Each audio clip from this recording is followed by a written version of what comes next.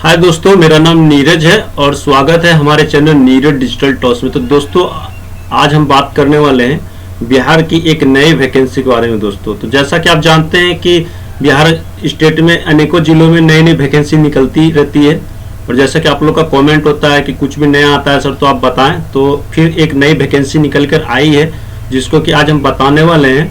अगर आप कम से कम मैट्रिक पास हैं तो आप इसमें आवेदन कर सकते हैं। इसमें जो है सो स्टोर कीपर के लिए, हेल्पर के लिए है, फादर के लिए है, मदर के लिए, तो इस तरह से बहुत सारी वैकेंसी निकल कर आई है। हम पूरी डिटेल आपको बताएंगे, साथ में आपको सारे नोटिफिकेशन के बारे में भी बताएंगे कि किस तरह से इसकी सूचना निकल कर आई है, कब तक इसकी आवेदन कर पाएंगे। ये पूरी तरह से जो है सो ऑफलाइन रहने वाली है। तो आप वीडियो में लास्ट तक बने रहे दोस्तों, और चैनल को जरूर सब्सक्राइब कर लें ताकि हमारे चैनल के माध्यम से जो भी जानकारी प्रोवाइड की जाएगी उसकी नोटिफिकेशन आपको प्राप्त होती रहेगी और आप सारे अपडेट से रूबरू होते रहेंगे। तो चलिए स्टार्ट करते हैं और पूरी जानकारी हम बताते हैं कि क्या डिटेल निकल कर आई है और किस जिले के जो कैंडिडेट इसमें आवेदन कर पाएंगे। तो आप जो है सो वीडियो में बने रहे दोस्तों। तो जैसा कि दोस्तों आप देख सकते हैं कि स्क्रीन में हमने दरभंगा जिले का जो है सो वेबसाइट ओपन कर रखा है। इसमें जो है सो दरभंगा जिले के जो भी हैं उनके लिए ये जो वैकेंसी निकल कर आई है दोस्तों। तो हम इसकी बात कर लेते हैं कि क्या नोटिफिकेशन निकल कर आई है और किस तरह से इसमें जो है सो आप अगर आवेदन करना चाहेंगे तो कर सकते हैं। तो जैसा कि दोस्तों देख सकते हैं कि समान्वय दरभंगा जिला बाल संरक्षण इकाई की तरफ से इसकी जो है सो निकाली गई है।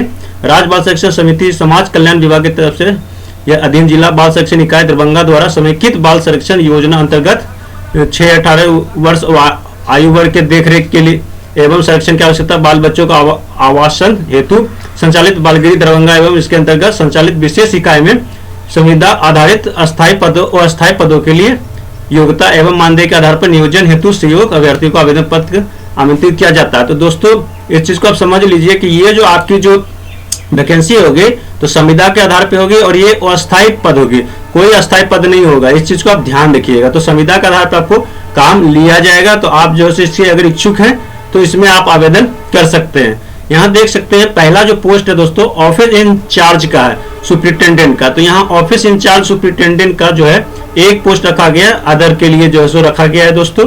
यहाँ पे दोस्तों आपको कम से कम ग्रेजुएट जो है सो होना चाहिए और यहाँ पे देख सकते हैं कि सोशल वर्क में आपको एक्सपीरियंस होना चाहिए, सोशियोलॉजी का भी आपको होना चाहिए, पॉलिटिकल साइंस का भी आपको सम नॉलेज होना चाहिए।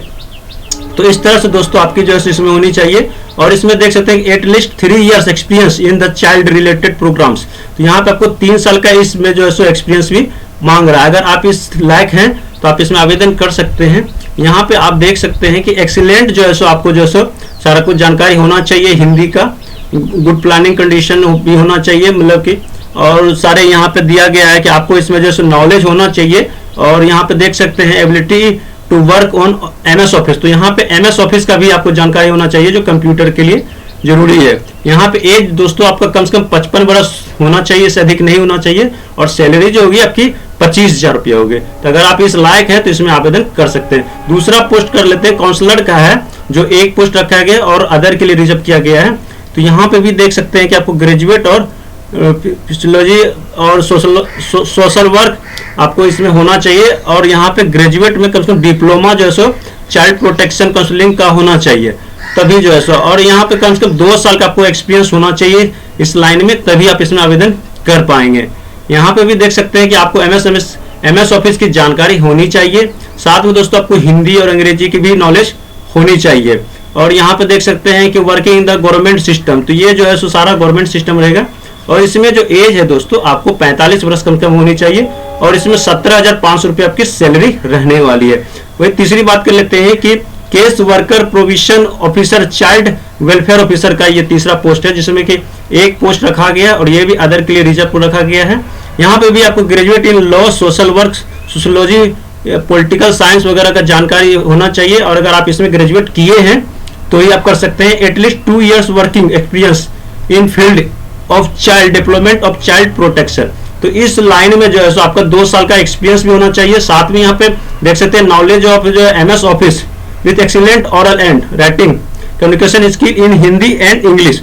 तो यहाँ पे आप देख सकते हैं कि MS ऑफिस का आपका कंफर्म होना चाहिए, जो कि आपको कंप्यूटर की जानकारी होनी चाहिए, जिसमें आपको इंग्लिश और हिंदी की जो कंपलसरी जानकारी बढ़िया होना चाहिए। इसमें भी आपको 45 बरस चाहिए और 17,500 रुपये आपकी सैलरी रहने वाली है। चौथा जो पोस्ट है दोस्तों, हाउस फादर और हाउस मदर। तो यहाँ पे दोस्तों हाउस फादर मदर के लिए एक मेल और एक फीमेल के लिए रखा गया है, जो कि 2 पोस्ट है, और अदर के लिए 1 है दोस्तों, और एबीसी के लिए 1 रखा गया। इसमें दोस्तों आपको 10+2 जो है सो कम से कम होना चाहिए, और इसमें 2 इयर्स का एक्सपीरियंस होना चाहिए इस लाइन में। तो इसमें जो है सो आप इसमें आवेदन कर सकते हैं। और यहाँ पे आपको 55 वर्ष कम से कम रहना चाहिए। इसमें सैलरी जो आपकी होगी 11,000 रुपये होने वाली है। फिर 5वां बात कर लेते हैं, स्टोर कीपर कम अकाउंटेंट। तो स्टोर कीपर के साथ साथ दोस्तों आपको अकाउंटेंट की भी जानकारी होनी चाहिए, लेन देन की भी जानकारी होनी चाहिए। तो उसमें आपको 1 पोस्ट है और अदर के लिए रिजर्व रखा गया। इसमें आपको कम से कम बीकॉम चाहिए और इसमें 2 years experience in accounting work. तो यहाँ पे ये अकाउंट का वर्क का तो जानकारी होना ही चाहिए, और इसमें एमएस ऑफिस में कम से कम जो है सो आपको जानकारी होनी चाहिए ओरल और राइटिंग में। तो इस तरह से इसमें डिटेल है। और यहाँ पे आप देख सकते हैं कि आपको एमएस ऑफिस की जानकारी होना अनिवार्य है, तभी आप इसमें कर सकते हैं। और एज जो इसमें दोस्तों 55 वर्ष कम से कम रखा गया है, और 14,000 इसकी आपको सैलरी रहने वाली है। छठा का बात कर लेते हैं, पैरामेडिक स्टाफ। तो इसमें भी 1 रखा गया है अदर के लिए। ग्रेजुएट और intermediate with training in the nursing of first aid. तो यहाँ देख सकते हैं कि आपको ग्रेजुएट या फिर इंटर तक भी चाहिए, लेकिन इसमें जो है सो नर्सिंग जो आपको जो फर्स्ट एड का जो जानकारी होनी चाहिए वो होनी चाहिए। अगर आप इसमें हैं तो आप इसमें कर सकते हैं। और यहाँ पे आपको जो 65 बरस कम से कम रहनी चाहिए। अगर इसके अंदर है तो आप कर सकते हैं। इसमें आपको 9,000 सैलरी रहने वाली है। 7वीं बात कर लेते हैं कुक का, जिसमें 1 पोस्ट रखा गया, अदर के लिए रखा गया है। और यहाँ पे कम से कम सामान्य साक्षरता जो होता है दोस्तों, वो आपको जानकारी होनी चाहिए। और उसके बाद में इसमें 55 वर्ष एज है और 7,500 इसकी आपको सैलरी रहने वाली है। वही बात कर लेते हैं 8वीं में हेल्पर का, जिसमें कि 1 पोस्ट रखा गया है अदर के लिए। इसमें भी सामान्य साक्षरता होनी चाहिए। इसमें भी 55 वर्ष आपका और 6,000 सैलरी है। वही बात कर लेते हैं हाउस कीपर का, जो 1 है पोस्ट और अदर के लिए रखा गया है। इसमें भी साक्षरता कम से कम आपको जानकारी लिखने उखने की होनी चाहिए। 55 वर्ष एज है दोस्तों कम से कम, और 6,000 सैलरी है। और फिर बात कर लेते हैं स्पेशल एजुकेटर। तो यहाँ पे भी 1 पोस्ट रखा गया, अदर के लिए रखा गया। इसमें दोस्तों बीएड कम से कम स्पेशल एजुकेशन और BEd in the special education आपको होना चाहिए। इसमें 3 वर्ष की जो है एक्सपीरियंस होनी चाहिए। इंग्लिश की और हिंदी की भी जानकारी आपको होनी चाहिए। और यहाँ पे जो मेंटल डिसेबिलिटी आपको जो है सो देखनी है।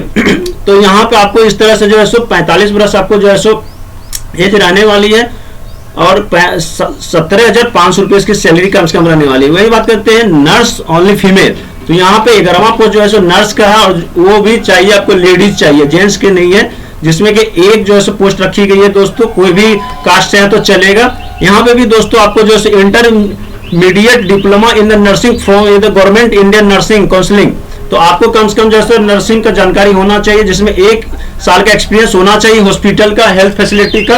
अगर आप इस तरह से हैं तो आप इसमें आवेदन कर सकते हैं। और वही बात कर लेते हैं दोस्तों कि यहाँ पे जो है 45 वर्ष एज होनी चाहिए कम से कम, और 10,000 सैलरी है आपकी। और यहाँ पे केयर टेकर जो है दोस्तों, ये जो है सो आपको इंटरमीडिएट का होना चाहिए, 1 साल की एक्सपीरियंस होनी चाहिए। और उसके बाद में दोस्तों यहाँ पे आप देख सकते हैं कि आपका 45 वर्ष कम से कम एज रहनी चाहिए, और 7,500 पेमेंट है। अब दोस्तों यहाँ पे बात कर लेते हैं कि आपका जो है सो कैसे इसमें आवेदन कर पाएंगे। तो दोस्तों यहाँ पे आप जो है सो जो विज्ञापन पत्र की स्वयं अभिप्रमाणित छायाप्रति के साथ विज्ञापन प्रकाशन के पश्चात 15 दिनों के अंदर कार्यालय पता सहायक निदेशक जिला बाल संरक्षण इकाई दरभंगा, तो यहाँ से भी आप जो है सो जो पेपर है सारा जमा कर सकते हैं। और मेल के द्वारा भी जो आप देख सकते हैं, इस पर भी आप भेज सकते हैं। और अगर समय सीमा के पश्चात प्राप्त आवेदन पत्र स्वीकार नहीं किया जाए तो समय के अलावा अगर आपका होगा तो प्राप्त नहीं किया जाएगा। तो इस चीज को आप ध्यान रखिएगा। तो गृह में वर्तमान में कार्यरत कर्मियों और आचरण एवं का संतोष पर पाया जाता है, नियोजन में उन्हें अवसर दिया जाता है। यदि पूर्व से कार्यरत कर्मी को पुनः चयन जाता है तो आप प्रतीक्षा सूची में अंकित कर्मी से प्रत्याग होगा। तो इस तरह से जानकारी निकल कर आई है दोस्तों। तो आशा करता हूं मैंने पूरी जानकारी दिया हूं। वीडियो पसंद आए तो लाइक, शेयर और कमेंट करें, साथ में चैनल को जरूर सब्सक्राइब करें। धन्यवाद।